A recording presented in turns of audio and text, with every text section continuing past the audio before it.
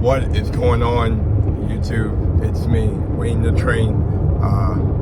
I've been racking my brain a ton lately, trying to think of really trying to figure out what to do to kind of make this YouTube thing successful, in whatever right that means for that, in whatever way it means. And I've been thinking a lot my message to you guys and what I really want to try and portray and get across to you all. And like I said, I've been racking my brain, and I think I finally figured it out. Right? It's nothing fancy. It's honestly the suckiest lesson, but it's one that I kind of live every day and endeavor. So it's pretty easy for me to put out there.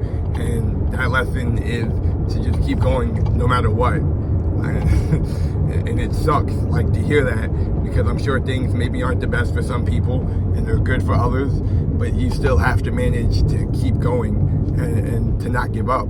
And when I say keep going, it doesn't just mean necessarily running into a wall, that same wall repeatedly, doing the same thing over and over again that's not working. Hold on.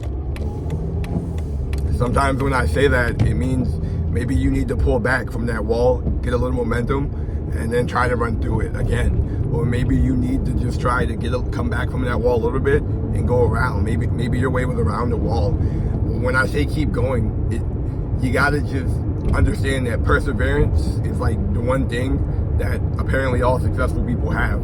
And I'm not gonna say that, right? But I know a bit of that too, right? I've been working out almost a decade, which is crazy to say. And I think I've gotten pretty good results, right? But they're good, but they only got that far because I kept going. And a lot of people's issue, whether it's building muscle or losing weight, is that they get so far and it may be hard and they turn back. But it's gonna be hard either way, right? It's gonna be hard whether you make it hard or whether life makes it hard for you. So why not make it hard and get what you want out of it in the end anyway? That's the way I see it, right? I stopped working out before in the past, maybe for a couple months or a year, but I always came back to it. It was always this gnawing feeling inside of me that I have to do something. I have to just try, right? The worst you can do is try. And if you fail, you end up like you did before, so no worse. And if you succeed, damn, you get luckier than you ever thought. And that's crazy to say, because I'm just beginning in my fitness career. I've been working out a decade, but I know I have a good 3-4 more left in me of growth, of getting bigger, of getting stronger. Hell, I just started actually understanding the concept of gaining strength about 3 to 4 years ago, and it's working, right? Because I kept going. I had to pull back. I had some time off. I plateaued.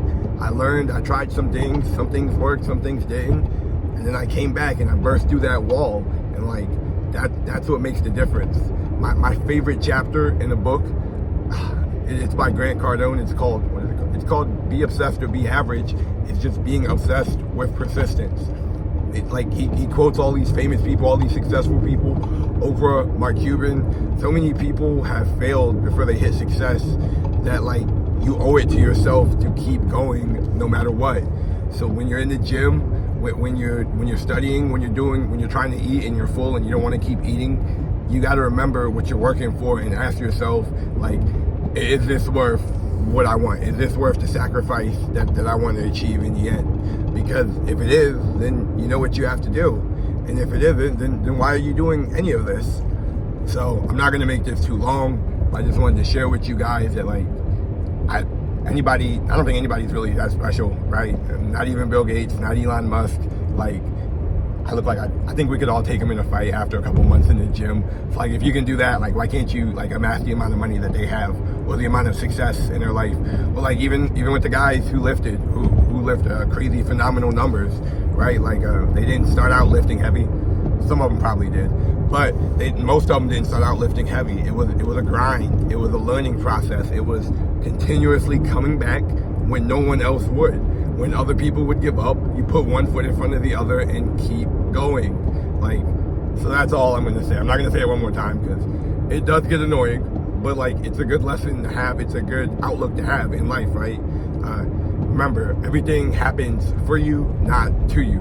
And damn, this is starting to sound really preachy. I didn't want it to sound that preachy, but we're done. We're done here, guys. Dang, I forgot the one thing I wanted to share. I read somewhere, most people stop growing when they're 25, right? They stop growing when their brain stops developing, but that's not the case for me, and I hope it's not the case for any of you guys, right? I'm gonna keep growing. Unfortunately, not much taller, but I'm gonna keep growing wider. My muscles are gonna keep growing.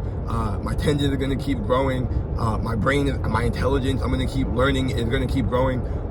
So don't be someone who just stops growing in life, right? Because if you're not growing, you're dead.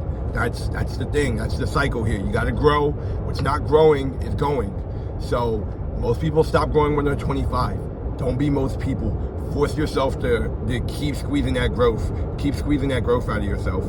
Pause.